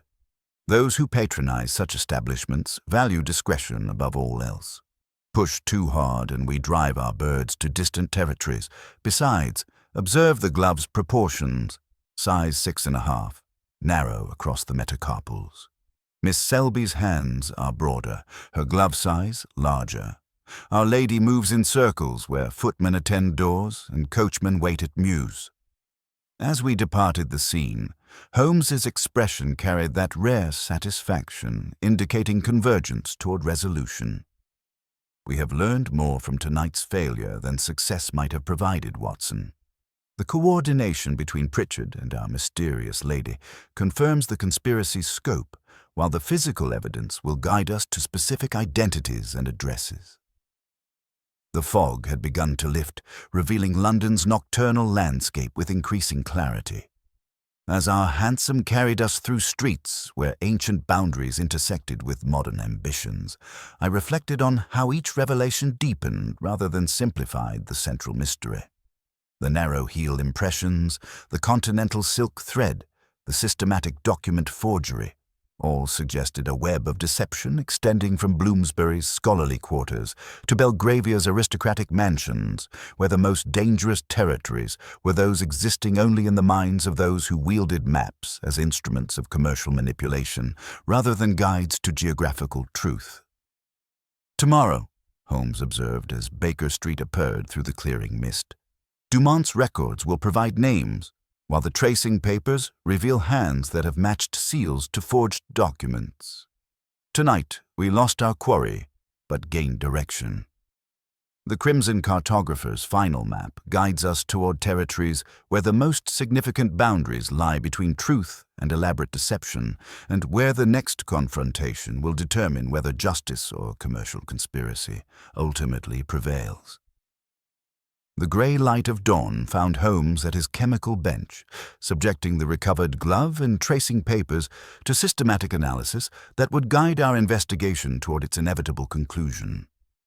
His examination revealed microscopic traces embedded within the leather's grain, India ink, red sealing wax, and that distinctive chalk dust employed exclusively in preparing vellum surfaces, confirming our midnight visitor's intimate involvement with cartographic work. "The maker's mark points directly to Belgravia's most exclusive establishments, Watson," Holmes observed, indicating barely visible impressions within the glove's construction. "Someone who handles both correspondence and precision instruments with considerable frequency, yet maintains the social position necessary to patronize Dumont's establishment without raising questions." Our destination proved to be Hawkins Street, where Dumont's discreet shop maintained that quiet dignity characteristic of tradesmen whose clientele measured status by the delicacy of their requirements. Holmes had transformed himself into the perfect image of a gentleman's valet, precise in bearing, deferential in manner, yet possessed of that subtle authority that marked superior household staff. "My mistress requires a replacement," Holmes explained with flawless servant's cadence, producing the black kid glove with appropriate regret. "She insists upon identical specifications, though the original's markings have unfortunately become effaced through use." Dumont, a precise gentleman whose measuring tape hung like a badge of professional office, examined the glove with expert attention before consulting his meticulously maintained records. "Size 6.5. Narrow across the metacarpals. The construction indicates accommodation for scholarly pursuits requiring delicate manipulation of instruments and documents. This particular commission was charged to Lady Westgate's household account." Holmes maintained his deferential composure while cataloguing this crucial intelligence. "Her ladyship's scholarly interests require such specialized considerations." Indeed, Lady Westgate maintains extensive correspondence with geographical societies throughout Europe, handles delicate historical documents, and requires protective measures for precision work with cartographic instruments. Dumont's professional pride was evident as he described his craftsmanship. The commission specified reinforcement at fingertips and special treatment to resist staining from inks and pigments. As we departed the establishment, Holmes's expression carried that familiar intensity, indicating pieces arranging themselves into coherent patterns. "Lady Westgate emerges as our missing element, Watson." The narrow heel impressions, the continental silk thread expertise, the intimate knowledge of both cartographic methods and territorial law, all converge upon someone whose position provides access to scholarly resources while serving commercial interests. Our next objective required delicate maneuvering through channels where direct confrontation might prove counterproductive. Holmes employed his network among London's domestic staff to gather intelligence about recent activities at the Westgate household, while I consulted medical colleagues whose practices served Belgravia's aristocratic families. Dr. Mortimer from Eaton Square proved particularly illuminating regarding Lady Westgate's recent condition. Marked deterioration since Tuesday evening, insomnia, agitation, the classic symptoms of prolonged mental strain. She mentioned scholarly work requiring unusual hours and considerable secrecy, though Lord Westgate seemed unaware of her activities' true extent. Holmes absorbed this intelligence with characteristic precision before outlining the strategy that would bring our investigation toward resolution. Lady Westgate represents the intellectual center of this conspiracy, Watson. Her position provides access to territorial documents through her husband's commercial interests, while her scholarly background enables the sophisticated techniques we have observed. Yet the evidence suggests genuine moral conflict regarding recent developments. Inspector Lestrade awaited us at Scotland Yard, with news confirming the situation's urgency. Lord Westgate plans departure for his Scottish estates this afternoon, claiming urgent business requiring extended absence from London. Meanwhile, we've received disturbing intelligence regarding Miss Selby's whereabouts. Holmes's attention sharpened immediately. Explain. A message arrived at her lodgings this morning, purportedly from you, requesting her immediate presence at the British Museum with her notes regarding Quince's work. She departed with the messenger, but your genuine communication arrived by regular post a quarter-hour later. Mrs. Greeley grew suspicious and discovered this beneath Miss Selby's blotter. The inspector produced a small paper fragment bearing 3 crimson strokes and penciled bearings so slight they appeared accidental. Holmes studied the markings briefly before enlightenment dawned in his eyes. A compressed street grid, Watson, turned and abbreviated. Miss Selby has left us directions using Quince's encoding methods. He moved swiftly to our London atlas, overlaying the marks with practiced precision. Chesham Place, number 25. A quiet house with rear access through mews connecting to Wilton Street. Perfect for temporary operations requiring discretion. Holmes's expression grew increasingly focused as the implications became clear. They have taken Miss Selby to force her cooperation or eliminate her as a witness. Her mathematical expertise made the encoding possible, but her moral scruples now threaten their entire conspiracy. Lestrade prepared to summon reinforcements, but Holmes counseled restraint. Our adversaries are accomplished stage managers, Inspector. A direct assault sends them toward prepared escape routes. Position your constables at Wilton Street and the Mew's far end, but keep the front approach clear. I shall present myself with evidence they cannot ignore. What manner of evidence, Holmes? Truth, Watson. The overlay we recovered, combined with the tracing papers and glove, provides undeniable proof of systematic fraud. Lady Westgate's scholarly integrity wars with her commercial obligations. That conflict represents our greatest advantage in securing both Miss Selby's safety and complete exposure of this conspiracy. As we prepared for what might prove the final confrontation in this elaborate deception, Holmes's manner carried that rare combination of intellectual satisfaction and moral purpose that marked his most significant cases. The Crimson Cartographer has indeed left us a map, my dear fellow, but one charting territories of human ambition where the most treacherous boundaries lie between truth and carefully orchestrated lies. The afternoon sun cast sharp shadows across London's elegant facades as we approached the climactic moment of our investigation. In a quiet house in Chesham Place, the forces of deception and justice would meet in final confrontation, where maps would cease their lying and the true geography of guilt would be revealed with mathematical precision. The game, as Holmes would say, had reached that critical point where all previous moves converged toward inevitable checkmate. Though whether justice or conspiracy would ultimately prevail remained to be determined by the careful application of evidence, logic, and that peculiar moral courage that distinguished truth from even the most elaborate theatrical performance. The house at Chesham Place stood silent in the afternoon shadows as Holmes approached with the measured confidence of a chess master delivering checkmate. Lestrade's constables had taken their positions with military precision, 2 in the mews, 1 at Wilton Street's mouth, and another concealed behind the area railings. The trap was set with characteristic thoroughness, yet Holmes carried himself as though paying a social call rather than confronting murderers.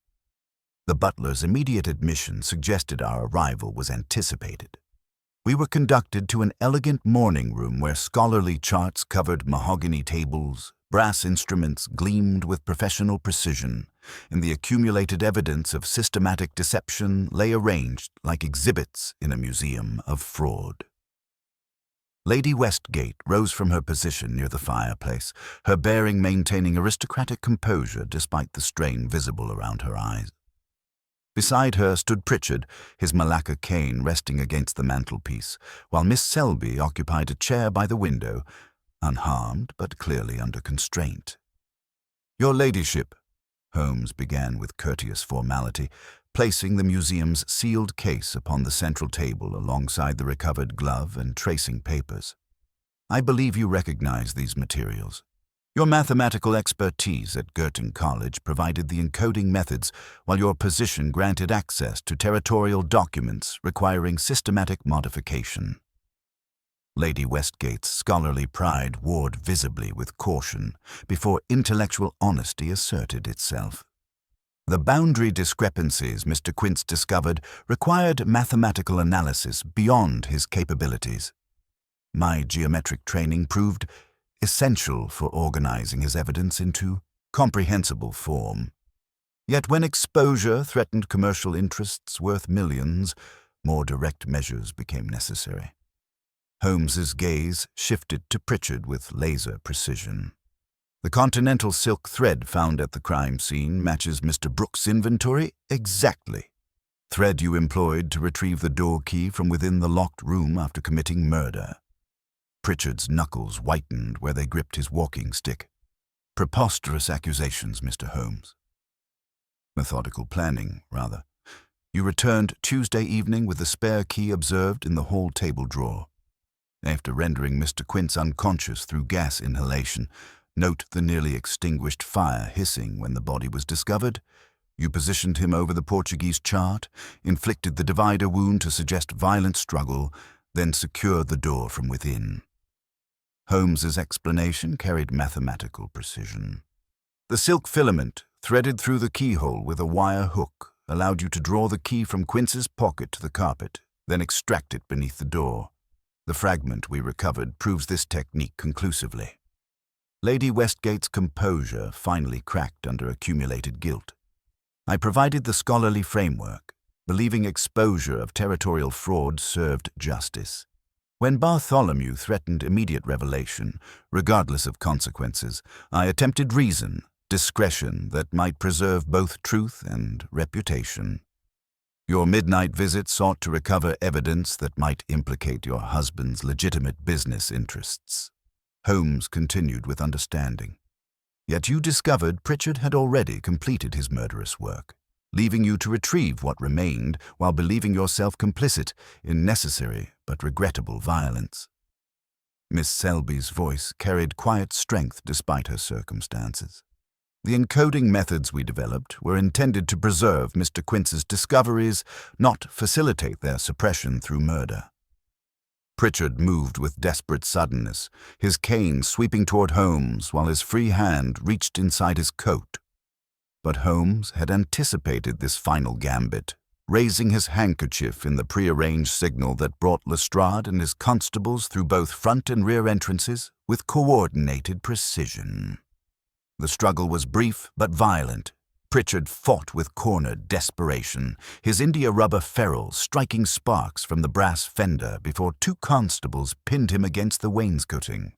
The small pistol he had drawn clattered harmlessly across Persian carpet as steel handcuffs clicked shut around his wrists.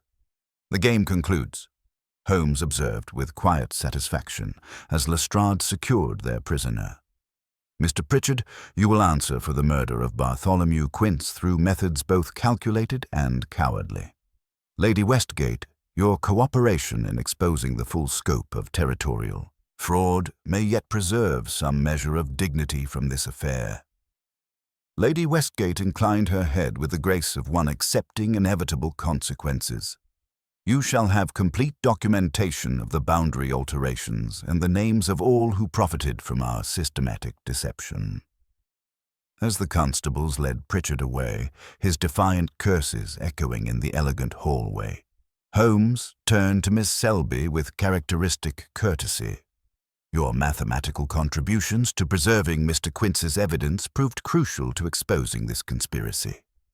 Justice, though delayed by elaborate misdirection, has finally located its proper coordinates. The afternoon light slanted through tall windows, illuminating charts whose crimson lines no longer served deception, but pointed toward truth. In the quiet aftermath of confrontation, Holmes examined one final document, a letter bearing Lord Westgate's seal, confirming his ignorance of the conspiracy that had operated beneath his legitimate commercial interests. The Crimson Cartographer's final map has been read complete, Watson, Holmes observed as we prepared to depart. Its boundaries encompass territories of human ambition where the most treacherous passages lay between truth and elaborate deception. Tonight, those boundaries stand clearly marked, and justice has found its proper bearings at last. The fog had lifted entirely, revealing London in crystalline detail, a metropolis where ancient property lines intersected with modern railway ambitions, where the precise placement of territorial boundaries could determine vast fortunes, and where even the most meticulous cartographer might find himself navigating waters far more dangerous than any uncharted sea. In such a city, maps could indeed lie with mathematical precision, but truth, when properly surveyed by logical deduction and moral courage, would ultimately expose every fraudulent line drawn by hands guided by greed rather than geographical accuracy. The autumn twilight had settled over Baker Street by the time we returned to our lodgings, the gaslight casting familiar shadows across our sitting room as Holmes arranged the final pieces of evidence with characteristic precision.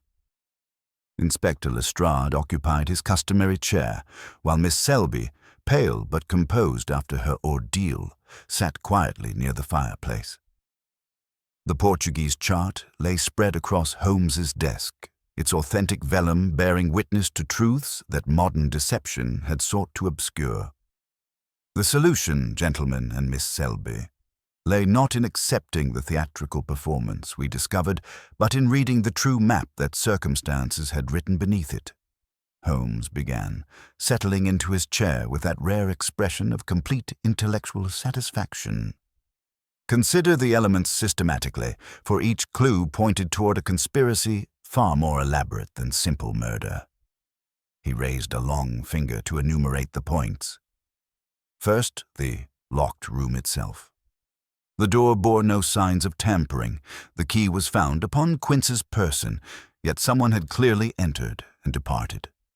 The solution employed a technique as old as stage magic, a silk filament of continental manufacture threaded through the keyhole and attached to a wire hook. After rendering Quince unconscious through partial gas asphyxiation, note the nearly extinguished fire, still hissing when the body was discovered, Pritchard positioned him over the Portuguese chart, inflicted the fatal wound with deliberate precision to minimize blood spatter, then worked the key from the victim's pocket, using the silk thread to draw it beneath the door. Holmes produced the gossamer filament we had recovered from the hearth rug. The fragment that betrayed the method, Watson. Identical in every particular to the threads sold by Mr. Brooke for precision cartographic work. Threads that Pritchard, in his role coordinating the territorial surveys, would have encountered regularly. Second, Holmes continued, the apparent defacement of the Portuguese chart. Dr. Pemberton's analysis confirmed what the texture of the markings suggested. Gum Arabic pigment upon a removable overlay, not upon the 16th century vellum itself. The crimson lines formed a mathematical cipher, preserving Quince's discoveries in encoded form, comprehensible only to those versed in surveying principles. Miss Selby inclined her head with scholarly pride despite her recent trauma. The encoding methods were my contribution, Mr. Holmes. Mr. Quince lacked the mathematical training necessary to compress such complex territorial data into symbolic notation. Precisely. Your Girton education provided the geometric principles essential for creating this preservation system. The overlay represented Quince's final masterpiece, evidence of systematic boundary manipulation affecting 17 separate properties along the proposed railway route, each alteration transferring valuable mineral rights and development opportunities into the consortium's control. Holmes moved to examine the brass instruments still arranged on his desk. Third, the physical evidence that connected our suspects to the crime scene. The pounce dust, chalk powder used exclusively for preparing vellum surfaces, adhered to Pritchard's India rubber ferrule, while the narrow heel impressions in that same dust matched Lady Westgate's distinctive gait. The carmine wash I applied to Quince's door handle transferred to her glove during her midnight visit, leading us directly to Dumont's records and her identity. Inspector Lestrade leaned forward with professional interest.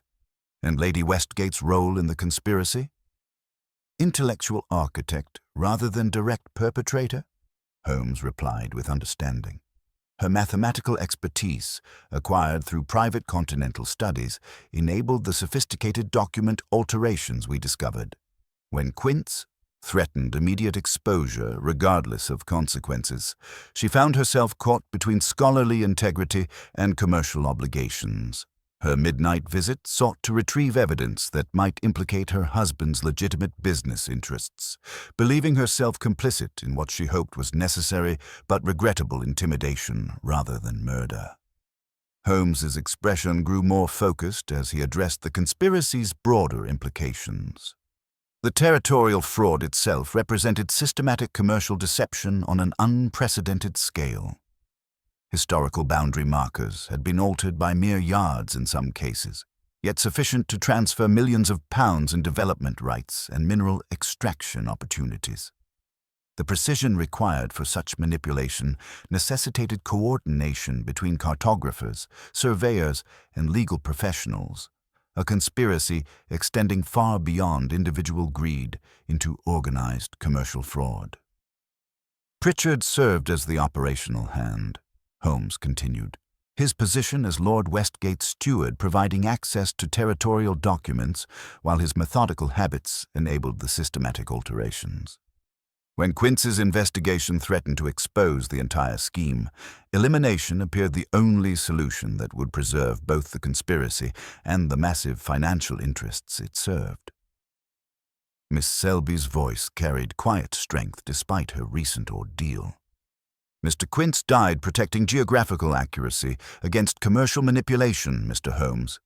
His encoded evidence will ensure that justice ultimately prevails over systematic fraud, though the cost proved tragically high.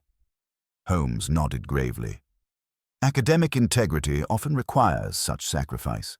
Your mathematical contributions proved essential for preserving his discoveries in forms that survived both murder and attempted suppression. The Railway Development Commission has already suspended all territorial surveys, pending complete investigation, while Parliament has ordered inquiry into systematic document forgery affecting territorial law throughout the kingdom. As the evening deepened, Holmes moved to his violin with that familiar gesture indicating mental processes reaching their natural conclusion. The melancholy notes that emerged carried both satisfaction at justice achieved and recognition of the human cost extracted by systematic deception operating under cover of commercial respectability. The science of cartography, Holmes observed, setting aside his instrument to gaze out upon the gaslit streets, concerns itself fundamentally with the accurate representation of reality. Yet in this case, we encountered maps employed as instruments of deliberate falsification, where the most dangerous territories existed not in physical geography, but in the realm of human ambition. The fire settled in the grate with comfortable familiarity, as Holmes arranged his papers with methodical precision.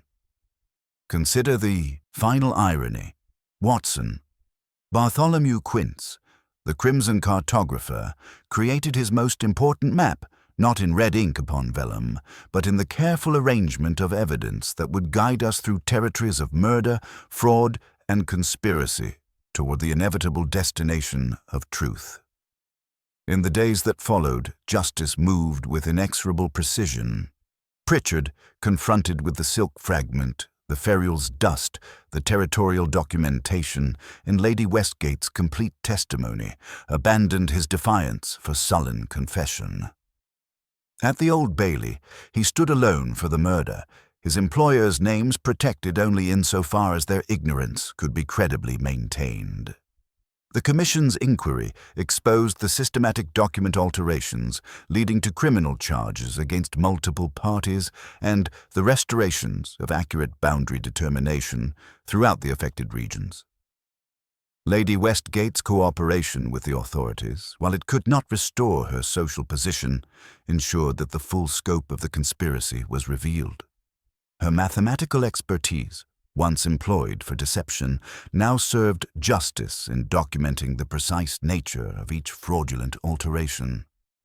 Miss Selby, after providing testimony both lucid and courageous, found new purpose in legitimate scholarly work. Within months, the British Museum had engaged her services in an advisory capacity, recognizing the mathematical genius that had preserved Quince's crucial evidence against all attempts at suppression. On a crisp December evening, I found Holmes by our fire, the case files arranged in neat stacks upon his desk. The fog had lifted permanently from London streets, revealing the city in sharp detail, a metropolis where ancient boundaries intersected with modern ambitions, yet where truth ultimately prevailed over even the most elaborate deception. "You will write it, Watson," he said without lifting his gaze from the flames. "The Crimson Cartographer deserves such commemoration," I replied.